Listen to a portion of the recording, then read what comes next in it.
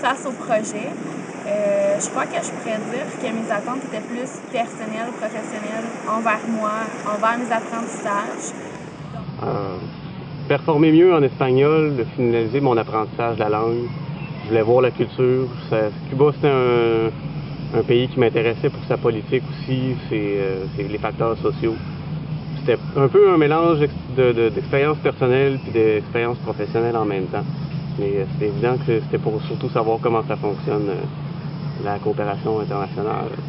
Je m'attendais, j'avais des attentes assez élevées, je dirais.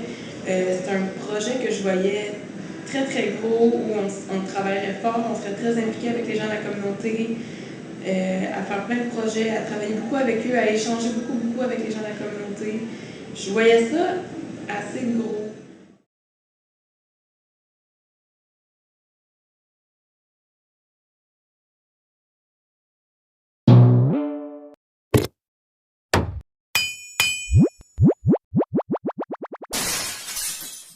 Tout d'abord, on a dû attendre un mois au Québec, donc retarder notre départ d'un mois parce qu'on n'avait toujours pas eu nos visas. C'est qu'il y a eu une réorganisation ministérielle et puis notre partenaire qui était dirigé par le ministère de l'Éducation supérieure s'est trouvé à être fondu dans le nouveau ministère de l'Éducation. Ce qui fait que tout le processus d'approbation du projet qui avait été réalisé avec l'ancien ministère était à recommencer. Et puis comme c'était un nouveau ministère qui avait à gérer des nouvelles institutions, mais cette approbation-là a retardé, et retarde toujours, puisqu'on ne l'a toujours pas. Une fois à Cuba, dans les premières 2 semaines aussi, on était un peu en attente parce qu'on n'avait toujours pas les visas. Ouais. Ben à ce moment-là, on ne savait pas trop où est-ce qu'on s'en allait, je crois.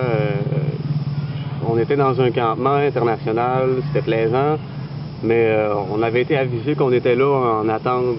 Avant qu'on parte, justement pendant le mois d'attente, une fois qu'on a eu la nouvelle, moi j'espérais toujours qu'une fois rendu ici, ça finisse par débloquer, puis qu'on réalise le projet comme prévu. Ay, candela, candela, candela, me quemo ahí. Ay, candela, candela, candela, me quemo ahí. Puso un baile, una jutilla para una. C'était quand même des journées qui étaient chargées.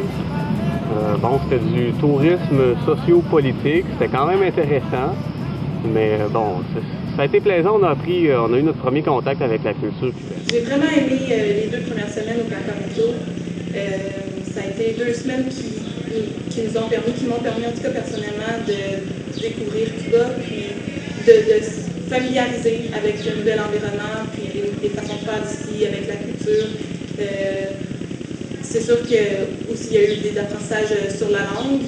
Je pense que cette compréhension-là, cette connaissance-là de la culture cubaine nous aura servi également beaucoup dans les projets qui s'en sont suivis. Donc, comment bâtir les projets pour que ça corresponde bien à la culture cubaine puis aux besoins des Cubains. Il y a eu un peu de fatigue aussi parce que l'horaire était très chargé, mais en général, ça s'est bien passé. Un peu d'incertitude aussi face au projet, mais encore là, jusqu'à l'annonce de l'annulation du projet, la confiance était encore là, donc on ne s'inquiétait pas trop avec ça. Il a fallu, à un certain moment donné, prendre la décision que le projet ne pourrait pas avoir lieu avec les contraintes qu'on avait du ministère des Relations internationales, les contraintes que les participants aussi avaient avec le retour aux études, leur job qui les attendait, etc. Donc, un petit souci administratif qui fait qu'on ne peut pas avoir de visa, qu'on ne peut pas avoir de projet, et que les partenaires ne peuvent pas, dans un cadre légal, coordonner le travail des participants. Mais de devoir annoncer ça au groupe, c'est quand même quelque chose d'assez gros, quelque chose de drôle, que j'y pense beaucoup pour trouver la bonne façon d'amener ça à tout le monde. Je me suis sentie un peu prise. À l'annonce de l'annulation du projet, ma réaction a été Non, j'ai été frustré. Je vous dirais que j'étais un peu hébétée. Je voulais pas y croire. Je pensais pas que ça pouvait arriver. Quand on a su que le projet était annulé, j'ai quand même vécu une grande déception parce que Pendant les 2 semaines qu'on attendait à Cuba, je m'étais réaccrochée au projet, j'avais des grandes attentes, j'étais très motivée. J'avais envie de pleurer. J'avais vraiment ça a été comme un coup lorsque je l'ai su. Par contre, ça n'a pas duré. Je ne voulais pas rester dans cet état-là. Les 3 options qu'on a eues dans le fond, soit qu'on vienne au Québec tout de suite, soit qu'on attende un épisode tout l'été sans savoir si elle va en venir, ou soit qu'on allait se trouver des projets. J'avais plus des craintes par rapport à la suite du projet, à savoir si on allait pouvoir continuer, si on allait juste retourner chez nous puis qu'on va avoir gaspillé 1 an de travail pour ça. Je pense que le fait qu'on avait mis autant d'efforts, donc pendant l'année l'année préparatoire, les formations au Québec avant de partir, le mois d'attente qu'on attendait vraiment pour réaliser le stage. Finalement, le départ, ces 2 premières semaines-là où est-ce qu'on s'initie à la culture cubaine puis on apprécie l'expérience. Je pense que tout ça fait que tout le monde souhaitait continuer. Le groupe, on était quand même tous du même avis. On s'était embarqué dans quelque chose, on voulait le faire, on était là pour ça. Donc, il n'était pas question qu'on retourne au Québec. Il fallait vraiment s'investir à fond. Donc, c'est ce qu'on a fait. Je pense que votre groupe s'est rapidement solidarisé autour d'un sentiment commun qui était qu'il n'était pas question de revenir avant la fin du projet. Et puis ça a fait que tout le monde a voulu mettre du sien pour essayer de trouver une solution alternative, puis trouver un projet alternatif. Et moi, j'ai pris beaucoup de plaisir à justement aller rencontrer les gens, à leur expliquer notre raison d'être ici, qu'est-ce qu'on fait là, pourquoi, puis qu'est-ce qu'on peut leur apporter, aller dialoguer avec eux. Puis moi, personnellement, c'est quelque chose avec quoi je suis à l'aise, qu'est-ce que j'aime faire. Donc je me rends compte à la fin du stage que dans le fond, c'est peut-être mieux que ça se soit déroulé comme ça parce que ça a fait ressortir mes forces puis mes intérêts. La recherche de partenaires, c'est une étape que j'ai aimé faire parce que c'était la première fois que je faisais quelque chose comme ça. Puis je pense que j'ai beaucoup appris aussi au travers de ce processus-là. J'ai vraiment aimé approcher des gens, leur présenter notre projet, dire qui on est, pourquoi est-ce qu'on est à Cuba, puis pourquoi est-ce qu'on a envie de travailler avec eux. Puis ce qui a aidé, je pense, c'est que la réaction des gens a été assez positive à ça. Il y a quelques endroits qui nous ont expliqué les raisons pour lesquelles on n'aurait pas pu travailler avec ces gens-là cet été. Puis c'était très correct, c'était bien expliqué, puis on se comprenait très bien. Puis les gens qui ont accepté de travailler avec nous cet été étaient aussi très ouverts, très enthousiastes. Ça a été des hauts et des bas. Parfois, on rencontrait un potentiel partenaire, ça allait bien pour le premier contact. Mais en discutant un peu plus, on se rendait compte qu'on n'était pas en mesure de les aider, soit par manque de matériel, par manque de temps ou par manque de compétences aussi. Quand on a trouvé nos nouveaux partenaires, l'aquarium et le zoo, j'étais vraiment contente. Je m'attendais à tout. Je me suis dit, on go with the flow. On va voir comment ça se passe, qu'est-ce qu'on peut faire avec les moyens qu'on a. Dans le laps de temps qui nous restait pour mettre sur pied un projet, c'était pratiquement impossible de monter un projet qui ressemblait à notre projet initial.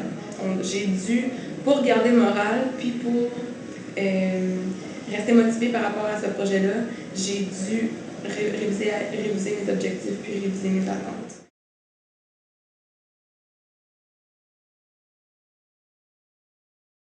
Ya que los muchachos nos han apoyado en todo el trabajo que hemos realizado de forma educativa con los niños en los talleres de verano, hemos realizado diferentes actividades educativas como juegos de interacción, ellos han confeccionado determinados cuestionarios en colaboración con nosotros y ha sido muy favorable precisamente para poder realizar este intercambio de experiencia y que se transmita de forma internacional, si es posible, todas las actividades educativas con vista a que los niños cooperen y sean multiplicadores de todos estos conocimientos.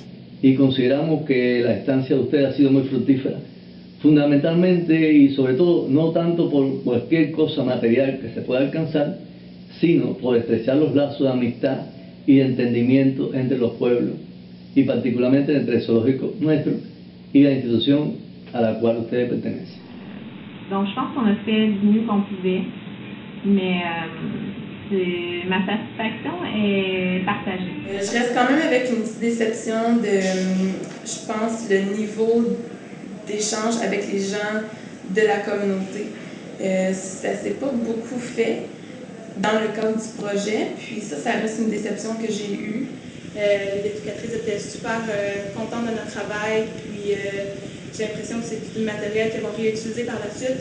Donc pour ça, je suis vraiment satisfaite de ce qu'on a pu faire ici. Mais comme je l'ai dit tout à l'heure, on est arrivé comme un cheveu sur la soupe, puis il a fallu faire en conséquence avec les partenaires. Je crois qu'on a pu apporter ce qu'on pouvait, puis qu'eux ont apprécié aussi. Ce qu'ils nous ont démontré, c'est que ça a été apprécié. Ce que je vais retenir de mon expérience ici à Cuba, c'est que quand on réalise un projet à l'étranger, il faut être prêt à tout, prêt à ce que les choses ne se déroulent pas nécessairement comme c'était prévu. Il faut faire preuve de beaucoup de patience, puis surtout être tolérant aux incertitudes, puis aux doutes. Tout ce qui a rapport à la gestion d'incertitudes. Comment gérer une situation dans laquelle il y a plusieurs éléments qui sont hors de notre contrôle, tout en gardant la motivation de faire avancer le projet. Dans le fond, là, ça a vraiment bien fonctionné. On en a appris beaucoup. On a appris sur comment ça marche ou comment ça marche pas, un projet de coopération internationale. Puis on apprend à se débrouiller. On apprend à développer des activités avec peu de ressources. D'avoir vécu ces difficultés-là, c'est encore mieux que ce que j'aurais imaginé. C'est des compétences qui sont utiles tout au long de la vie. Partez pas avec trop d'attentes là, rigides. Laissez-vous imbiber de la culture et du projet.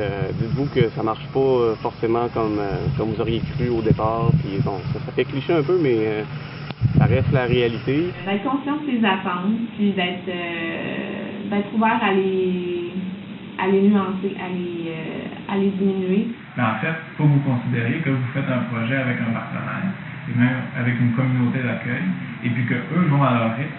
Vous y allez pour 75 jours, vous y allez pour une plus grande durée, mais vous êtes, aux yeux de ceux qui vous accueillent, vous êtes de la visite qui passe, qui vient faire un petit bout de chemin dans un projet, mais que vous n'êtes pas les seuls. Il y a peut-être eu un groupe avant, il va peut-être y avoir un groupe après.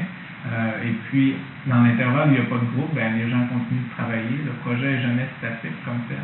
Donc, enlevez-vous cette pression-là d'avoir à atteindre des résultats à tout prix avant la fin de votre séjour. Il faut vraiment que vous voyez ça comme quelque chose de plus global. De surtout ne pas oublier l'entraide puis la solidarité en groupe. Parce que c'est pas pour rien que Québec sans frontières et l'ONG avec laquelle vous partez vous envoie en groupe. C'est ça qui fait la beauté de la coopération aussi, c'est qu'on est plusieurs têtes et qu'on peut tous s'entraider. Puis nos forces et nos faiblesses nous aident énormément, autant du côté professionnel, personnel ou que pour la coopération. Puis surtout, ne pas oublier que dans le pays où vous vous rendez, je pense qu'il y a toujours moyen de trouver quelqu'un pour vous appuyer.